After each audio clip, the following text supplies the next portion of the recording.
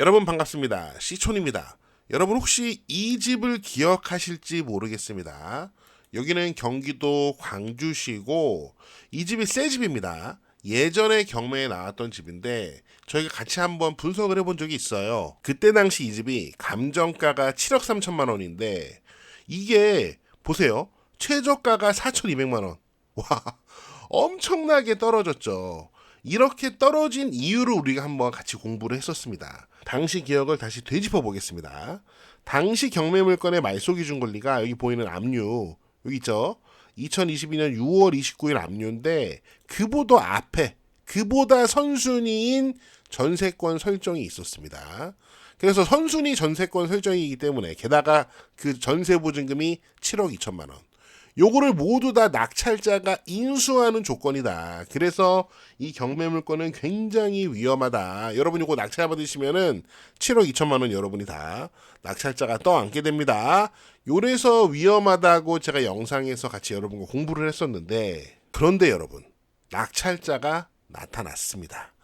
작년에 작년 아니죠. 재작년 2023년 9월 4일 날 9차 매각기에 심지어 9차 매각기일 날 4,750만 원에 요 7억 3천만 원짜리 감정받았던 집을 4,750만 원에 단독 입찰을 해서 땡땡땡 외 이명이 3명이서 공동으로 낙찰을 받은 거예요.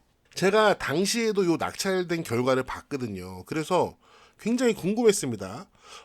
왜 낙찰받았을까? 무슨 생각으로 낙찰받았을까? 앞에 있는 전세권, 선순위 전세권 7억 2천만 원은 원래 다 떠안는 건데 여러분이라면 어떻습니까? 선순위 전세권 7억 2천 여러분이 다 떠안아야 돼요. 그걸 여러분이 토해내야 된다 이거죠. 그 돈을.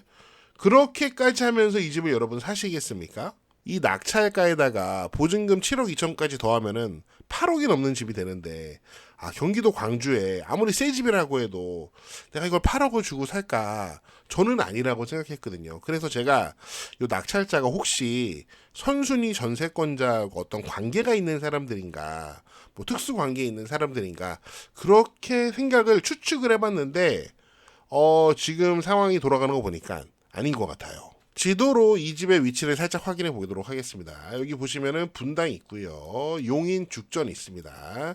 경매 물건 이 전원주택은 여기에 있어요. 능평동인데 여기 보시면은 요 길에서 쭉 들어가면 거의 제일 끝에 요 산 제일 끝에 있습니다. 바로 여기 있는 남양집 좋습니다. 남양집인데 뭐 여기 도시 접근성도 나쁘지 않아요. 요렇게 돌아가면은 용인, 요렇게 돌아가면 분당 다 가깝습니다. 집을 살짝 보시면은 얘가 3층 집입니다. 여기 보시면 주차장이 있고요. 잔디 마당도 있고 여기 현관이 이렇게 생겼습니다. 고급지네요. 들어가 보면은 대충 이런 모습이라고 합니다.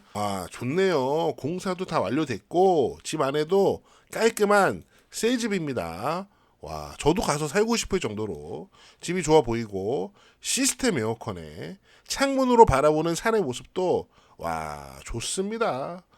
화장실 깔끔하고요. 저도 빨리 가서 샤워하고 싶을 정도로 무슨 호텔 화장실인가요? 정말 깔끔하고 좋습니다. 4천만 원에 낙찰받았으면 낙찰을 잘 받았죠. 그러면 뭐합니까? 선순위 전세권이 있는데 현재 이 전세권자는 이 집에 전입되어 있지는 않습니다. 우리가 전세 계약을 하면은 그 집에 들어가서 살 수 있잖아요. 그걸 우리가 전세권의 용익 물건이라고 합니다. 용익 물건적 성격. 그런데 현재 이 전세권자가 이 집에 살고 있지 않고 전입도 되어 있지 않습니다. 그래서 아마 낙찰자는 이 집에 들어가 봤을 것 같아요. 그래서 현재 이 전세권은 여전히 선순위 전세권인데 담보 물건적 성격을 갖고 있다. 요 성격만 거의 갖고 있는 것 같아요. 아무튼 이렇게 선순위 전세권이 있었지만 낙찰자가 소유권을 취득하는 데는 전혀 문제가 없었습니다. 그래서 현재 이렇게 등기를 보면은 요 세 분이서 낙찰자 세 분이서 공유자로서 이렇게 집을 소유하고 있는 것을 확인할 수 있습니다. 여러분 이거 경매 기본 지식인데 경매 같은 경우에는 이렇게 잔금을 납부한 날 잔금을 납부하기만 하면은 그냥 소유권을 취득합니다. 등기하지 않아도 경매 낙찰자는 잔금을 납부하는 순간 소유권을 취득해요. 야, 왜 그러냐? 보통은 등기해야지 소유권을 취득하지 않냐? 맞습니다. 법에 그렇게 쓰여 있습니다. 민법 186조 원래 이렇게 등기를 해야지 효력이 생깁니다. 하지만 187조 요 경매는 물권 취득은 등기를 요하지 아니한다라고 쓰여 있죠. 자, 아무튼 이렇게 이제 낙찰자가 잔금을 납부하고 소유권을 취득을 했습니다. 저는 궁금했어요. 이걸 어떻게 하려고 낙찰을 받았을까? 저 앞에 있는 선순위 전세권 7억 2천만 원을 어떻게 하려고 하나 했는데 이번에 이 집이 경매에 또 올라왔거든요. 그걸 보니까 요 낙찰받은 사람들의 어떤 생각을 좀 알 것 같더라고요. 자, 현재 어떻게 경매에 나와 있는지 한번 보겠습니다. 자, 보겠습니다. 현재 경매 사건 번호고요. 여기 보시면은 단독주택, 물건 종류 단독주택인데 토지는 매각에서 제외가 되어 있습니다. 건물만 매각. 저는 딱 이걸 보고 든 생각이 어떻게 건물만 매각에 나왔지? 일반적으로 토지 소유자하고 건물 소유자가 같은 사람이면은 건물만 매각에 나오기 좀 어려운데 보통 건물만 매각에 나오는 경우는 토지 소유자하고 건물 소유자가 달라서 토지 소유자가 그 건물을 경매로 내놓는 경우가 많거든요. 무슨 말이냐면은 토지주하고 건물주가 다른 사람인 경우에는 토지주는 그 건물로 인해서 자기 토지를 사용하지 못하잖아요. 내 땅인데 그 땅 위에 다른 사람 소유의 건물이 있어서 내 땅을 사용하지 못하면 얼마나 억울합니까? 그래서 보통 그 건물주를 상대로 토지 인도 및 건물 철거 소송을 해가지고 건물만 경매로 넘겨버려요. 그러면은 그 건물만 나온 경매 물건은 사실 굉장히 위험할 수 있어요. 왜냐면은 토지 소유자가 다른 사람이기 때문에 그 건물을 위한 지상권이 성립하지 않을 가능성이 굉장히 높거든요. 그래서 보통 그렇게 경매가 진행되면은 계속 유찰이 되고 아주 낮은 가격의 토지주가 그 건물을 낙찰받게 돼요. 그런데 현재 이 경우는 좀 다른 게 건물만 나와 있긴 하지만 현재 낙찰자들이 이 토지하고 건물을 모두 소유권을 취득한 상태예요. 토지주하고 건물주가 다른 상황이 아니라는 거죠. 그래서 참 신기했습니다. 어떻게 토지주하고 건물주가 같은데 토지 빼고 건물만 매각에 나왔지? 딱 보니까 이걸 이렇게 내놨더라고요.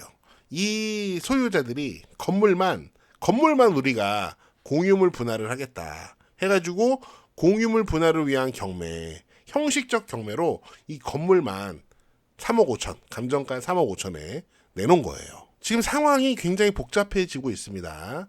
이 집을 아주 저렴한 가격에 낙찰받은 현재 소유자들이 건물만 공유물 분할을 위한 형식적 경매를 신청해서 이렇게 경매에 나온 상황이고요.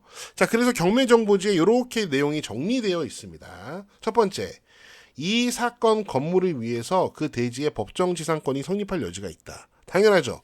왜냐하면 현재 이 토지와 건물은 소유자가 제가 같다 그랬잖아요. 이렇게 소유자가 같다가 여러 가지 경우를 통해서 토지하고 건물의 소유자가 달라지면은 법정 지상권이 성립할 여지가 상당히 큽니다. 제가 보기에는 이 건물은 우리가 더 따져봐야 될 거겠지만 법정 지상권이 성립할 가능성이 높아요. 물론 이게 저당권 실행을 하는 경매가 아니기 때문에 민법 366조에 법정지상권은 성립하지 않겠지만 관습법상 법정지상권이 성립할 가능성이 굉장히 높습니다. 그래서 건물을 낙찰받으면은 건물에 관습법상 법정지상권이 성립할 수 있으니까 와 이거 낙찰받아도 되겠네 이렇게 생각하시면은 위험하죠. 왜냐면 두 번째 보시면은 매각 허가에 의해서 소멸되지 않는 것 그게 뭐냐 바로 요 전세권 설정되기 7억 2천짜리 그거 아직도 살아 있습니다. 그래서 여전히 그 선순위 전세권이 있기 때문에 그거 매수인이 인수하는 조건입니다. 그래서 저는 이걸 보니까 이 집을 4천만 원에 낙찰받은 이 세 분의 의도를 좀 알 것 같아요. 물론 정확한 건 아니지만 이것만 보면은 누구나 느낄 수 있잖아요. 아 토지는 우리가 갖겠다. 그 대신 건물은 공유물 분할을 통해서 내놓겠다. 그리고 이 건물을 위해서 지상권 성립하면 오케이 지상권 주겠다. 단 선순위 전세권 7억 2천은 우리가 책임 안 진다. 건물 낙찰자가 인수해라. 그런 의미가 이 현재 정보에 녹아져 있지 않나 하는 생각이 들어요. 제가 한번 이 집의 낙찰자 4천만 원 주고 산 이 3명의 낙찰자 현재 소유자에게 빙의해서 한번 생각을 해보자면 우리 이 집 싸게 샀잖아. 4천만 원. 건물은 공유물 분할해서 경매로 넘기고 누군가가 싸게 낙찰받아가지고 전세권만 7억 2천만 원만 그 사람이 감당을 하면은 법정지상권 인정해주자. 그리고 어차피 법정지상권 이런 건물은 30년이거든요. 존속기간이. 30년 동안 뭐 쓰라고 하지 뭘. 30년 존버하자. 뭐 이런 생각일까요? 물론 다른 생각일 수도 있습니다. 그 이제 법정지상권이라는 것이 그냥 공짜로 쓸 수 있는 건 아닙니다. 토지주에게 지료를 납부해야 돼요. 그런데 지료를 2년간 연체하면은 이제 그 토지 소유자가 법정지상권의 소멸을 또 청구할 수 있거든요. 혹시 나중에 지료 제발 내지 마라. 내가 법정지상권 소멸 청구해야지. 뭐 이런 생각일 수도 있겠죠. 그래서요, 이제 결론만 말씀드리면 여러분, 현재 이 경매물건은 굉장히 위험한 경매물건입니다. 여러분이 이 건물을 아주 싸게 낙찰받아도 선순위 전세권 7억 2천 여전히 살아있다. 그거 인수하는 조건이기 때문에 쉽게 요거 낙찰자가 나타날 가능성은 제가 보기엔 없을 것 같습니다. 물론 눈먼 돈이 또 있으니까 또 어떻게 또 될지 모르겠지만 아무튼 현재 상황이 이렇게 아주 복잡하게 굴러가고 있다. 또 이런 케이스도 우리가 이런 또 경매 사건을 통해서 공부를 하게 되네요. 네, 제가 준비한 내용은 여기까지고요. 여러분 어떻게 보셨는지 여러분의 다양한 의견을 댓글로 남겨주세요. 저는 다음 영상에서 더 재미있고 유익한 내용으로 돌아오겠습니다. 여러분, 시촌 어게인.